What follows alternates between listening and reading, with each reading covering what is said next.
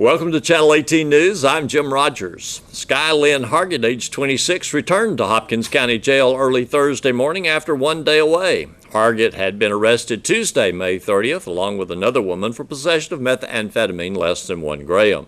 Her Thursday, June 1st arrest was for the same amount of meth, but this time in a drug-free zone, and this time she was with Michael Wade Malden, age 39. Thursday morning between 12 a.m. and 1 a.m., a Hopkins County deputy noted a 1995 Ford F-150 parked at the Picton post office. The deputy recognized the driver, Malden, as one who had a record for narcotics use. The deputy asked consent to search but was denied consent. He then called the K-9 unit, and the K-9 made a positive alert on the vehicle. Inside the vehicle was a plastic bag containing suspected methamphetamine. Malden denied ownership of the plastic bag, as did Hargett, but Hargett and Malden were arrested. Malden is charged with possession of a controlled substance penalty group 1, less than 1 gram in a drug-free zone. He's being held on a $10,000 bond. Hargett was charged with possession of a controlled substance penalty group 1, less than 1 gram in a drug-free zone, and with the previous charge for which she had been bonded out of jail, she's now being held on a $30,000 bond. Hopkins County deputies were sent to the Ferrari Inn to serve an active Hopkins County warrant for the arrest of Richie Adam Trahan, age 49. During the arrest procedure, deputies found 2 smoking pipes, one of which had the residue of methamphetamine. Trahan was wanted for violation of probation for impersonate public servant and for violation of probation for manufacture, delivery of a controlled substance penalty group 1, less than 1 gram in a drug-free zone. Last year, while living in Como, Trahan confessed to Silver Springs Police Detective Sergeant Linwood Bo Fox that he had represented himself as Detective Fox to his niece via Facebook. Trahan impersonated Fox and used the detective's authority as an officer to induce his niece to not make accusations against him. Trahan is now in Hopkins County Jail being held without bond for the 2 probation violations and for possession of drug paraphernalia. We have turned the calendar page to June, and that means Dairy Festival time. Actually, the first event is June 7th when the carnival picks up. Let's talk to one of the top sponsors of Dairy Festival this year, Carolyn McKinney of the Southwest Dairy Museum. We have an awesome board. We have 25 members, and they are all awesome, and they just pick up. If someone's standing around, does not have anything to do, they'll say, what do I need to do? And it just works out. It is. It's great. That's great. It's fun to work with them. Well, Carolyn McKinney is Director of Administration at Southwest Dairy Museum, which happens to be one of the major sponsors of the Dairy Festival. That is correct. And you're also serving as what this year? I'm serving as the president of the Hopkins County Dairy Festival, which is an honor. You're doubly involved. Yeah. Well, tell us about the Dairy Museum and its involvement. Okay. As you said, we are a major sponsor of the Hopkins County Dairy Festival, but we also are as a sponsor of the Junior Dairy Show as well as the Milk Run. So we're involved quite a lot during the activities of the Dairy Festival. And during the week of the Dairy Festival, beginning Saturday, June the 10th, we will be open from 11 to 4. We will be giving away free junior size ice cream cones to everyone that comes in the museum. Mm-hmm. Yes. And that goes through the whole week. So the week between the 10th and the 17th? Okay. Yes. That week is very busy for our Dairy Festival contestants. It is. It is. They're involved in a lot during that week, getting ready for the pageant, for the big day. The Dairy Festival is so big it takes up 2 weekends. Exactly. It has grown from, I don't know how small it was at its very beginning, but is this 58 years? It is. You know, and it is a great way to honor our dairy producers here in Hopkins County. You know, when the Dairy Museum was opened in July of 1991, we had over 500 dairy farm families in Hopkins County. Of course, we're down to less than 100 now, but still, it is a great aspect of Hopkins County as far as dairying go. I just think that it will continue. And Dairy Festival is a way to honor those hardworking dairy producers. Well, I think the trend has been here and beyond that all the small dairies are maybe a few or fewer larger dairies. Yes, that's correct. That is correct. Many people are still employed in dairying in Hopkins County. They are. They are. We will actually start Dairy Festival about the 7th with the carnival. It is.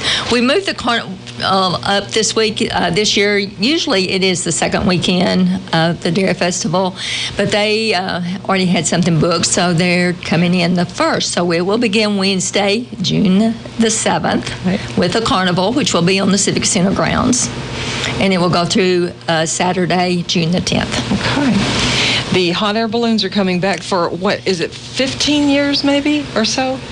I'm not Something sure like on that. Okay. David and Pam Black do an awesome job with the balloons. We have 32 coming this year. Wow. Yeah, it's great. It is great. That starts on, the media flight is on Friday morning, June the 9th. And that's just for the media. I think maybe if weather permitting, I think they may be able to take a few more up, but they don't. All 32 of them do not go up on the Friday morning of the media flight. We have an intern that I think is going this year, great. Savannah Owens. Oh, okay. This is her 3rd year back for summers here at KSST, and she hasn't gotten to go up. And I remember mine, and I will never forget the experience. Oh, yeah, it's awesome. It really is. It is. I've been up 3 times. Okay. Yeah. As a sponsor, you get a free balloon ride. Usually I'm busy and don't get that opportunity, but I've been up 3 times, and it's really neat. And we don't have to beg them to come here. They love Hopkins County. They love Hopkins County. They love Hopkins County, and they just let David know, and that they want to come back. Yeah. Now that is the morning of the 9th. It's Friday the 9th. And then at noon, we have opening ceremonies and ribbon cutting on Celebrations Plaza, which is downtown. And we'll have a couple of balloons there. Of course, they won't go up, but we'll have the baskets there. And, of course, with the board members. And everyone is invited to come down to the Celebration Plaza on June the 9th at noon. For opening ceremonies. There's 2 more things that happen that day, which is Friday the 9th. Mm-hmm. There's going to be the Rally and Glow. Yes. And the Milk Run? Yes. That is at Shining Oaks Church. We will have some balloons will go up, weather permitting, and then, of course, we'll have the glow. And then the milk run. Holly Fain is over that. She does an awesome job with that. Last year, I think we had around 100 runners. So she has been faithfully working on that. And also the Southwest Dairy Museum provides chocolate milk, which is the recovery drink after a workout. Okay. So we'll be providing that. And the Dairy Festival balloon pilots, when they come to town and they participate in the parade and all the things that they do this first weekend, be sure that you turn out for that because they don't stay for the second weekend. No, that's correct. They're gone by noon on Sundays. Okay. Yeah. So if you want to get a balloon ride or just look up because you may see balloons anytime through that weekend. That's what's so neat, and I'm sure same experience with you, that you get to look down on Hopkins County when you're up in that balloon and you see things that, I didn't know that was there, so it's neat. We had been somewhere out west of town and were coming in that evening, Dairy Festival last year. We were kind of coming up Main Street and kind of could see the courthouse ahead. There were balloons all above it, and we didn't even know that was going to happen. I guess the weather turned perfect and the pilots wanted to do it. Yeah, exactly. That is neat, yeah. So then Saturday, June 10th is chock full. It is. It is a full day, starting with the balloons, and then going right into 10 o'clock for the parade, which is going to start at the park, at Coleman Park. Well, not Park, Buford Park. Okay. And then go down Conley Street and then out to Lee Street. David Watson is over that, so if you're interested in participating in the parade, please contact David Watson. And that's the traditional parade route that we usually use. Last year we had over 100 entries in it. Okay. So it's neat. It's neat. It moves pretty quick. Also going on at 10 o'clock on Saturday the 10th is that Junior Dairy Show. It is. It starts at 10, and Amy Bowen is over that. She does a wonderful job. She does. She does. She works hard at that. And I'm not sure how many entries she has this year. Okay. But, yeah, she does a great job. So, when you get through watching the balloons, watching the parade, we'll go to the Civic Center and be a part of the Junior Dairy Show. It's really neat to see those kids showing those animals, and those cows are really, really pretty. Well, and those kids are serious too, because Yes, they many are. of them or families are in the dairy industry. These kids may intend to be in some facet of agriculture Yes, in their exactly. careers. Yeah, exactly. Give them a pat on the back. Yeah. And shake their hand. Yes. And then that afternoon, And then we move right into the milking contest. It's at 3 o'clock. This year, as well as the parade, we're going to the parade marshals this year is Joe Don Pogue and David Fowler. okay.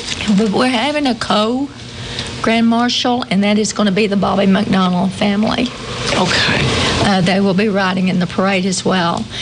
And because Bobby loved the milking contest, in fact, he provided cows from his dairy in the earlier days of the Dairy Festival. We are naming the milking contest after Bobby. It will be called the What? Bobby McDonald Milking Contest from now on out. Oh my goodness, Carolyn. That I don't know if it was a well-kept secret. It was from me. Just hearing it right Yeah, now, it brings yeah. a little bit of a tear. Yes, because he yes. really did love Hopkins County. He did love Hopkins County, and he loved the Dairy Festival. And every event, he was there with his camera, and we really, really miss him already this year. But we met and went in to do something special. And so we decided, because he is so much a part of the milking contest and he loved it, we're going to name it after him. And we have really wonderful memories in Hopkins We do. County because of this festival. Yeah. And it just keeps building our tradition and our heritage here. Yeah, it does. It does. Now, as that day wears on, that Saturday, June 10th, and we've got the milking contest behind us at 3 o'clock, Yes. then what? And then we move on to the ice cream, Chamber of Commerce ice cream freeze-off. We are moving it this year, and I think this is a win-win situation for both the Dairy Festival and the Chamber of Commerce. We are moving that. That is being moved to Shannon Oaks, the front lawn of Shannon Oaks, and the time is also changed. It will be from 4 o'clock to 5:30. So it will start at 5:30. Okay. Everyone will come and enjoy their ice cream, and then they can go right on and watch the balloons. Yeah, because it'll be right Something- there. It'll be right on there. site. They'll be right there. So I think it's a great move for them. Now, Leslie, who's CEO of the Chamber, is coming in just a few days to tell people, get your recipe out and decide that you're going to enter, Yes. because the deadline really is June 5th to enter. Yes, yes. And it's free to enter. But, it is free to enter, and of course she won't turn away people as they come up. But I talked to Kathy at the Chamber yesterday, and they are really, really needing people to participate and bring their ice cream out. I think there'll be more people this year, and so they need more ice cream. So we just need to do that. I have to ask you, Carolyn, you work at the Southwest Dairy Museum. So you're around dairy products, and you're around ice cream because you have that lovely ice cream bar there and Yes. snack bar that Yes. you have. What's your favorite flavor of ice cream? Strawberry.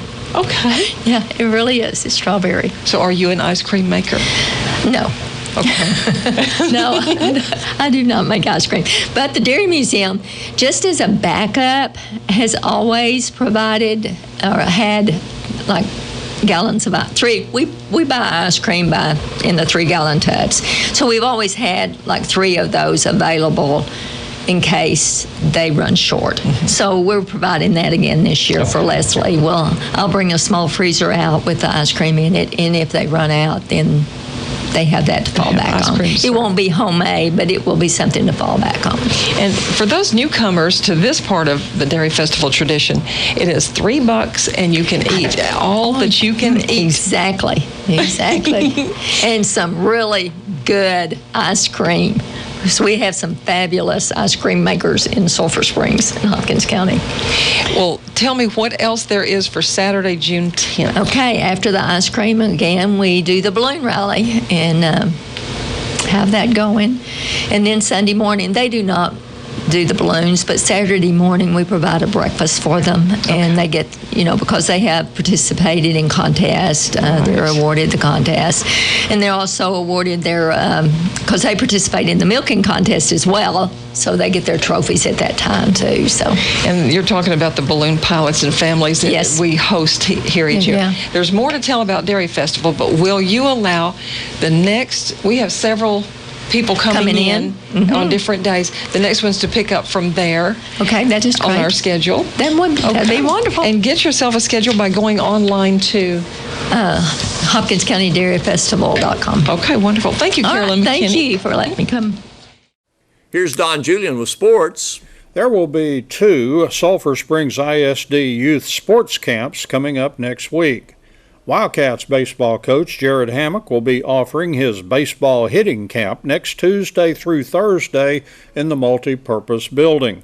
There will be baseball camp for students entering 1st through the 3rd grades from 9 a.m. until 10:30 a.m. each day. And there will be camp for those entering the 4th through the 9th grades, running each day from 10:30 a.m. until noon. And Lady Cats softball coach David Carrillo is offering his softball camp next Tuesday through Thursday in the multi-purpose building in the afternoon each of those days. One softball camp for students entering 2nd through the 5th grades will take place each camp day from 1 p.m. until 2:30 p.m., and another softball camp for students entering the 6th through the 9th grades runs from 2:30 p.m. until 4 p.m. each camp day. Cost of baseball and softball camps is $50 per child. There should be sign-up brochures for each sport on the SSISD website. Kids may also be registered on camp day at the camp site. The coach of the camp may also be contacted for registration information. Camps will all be happening later this summer for girls basketball, boys and girls soccer, volleyball, boys basketball, football, and tennis. Thanks for watching Channel 18 News. Have a great evening.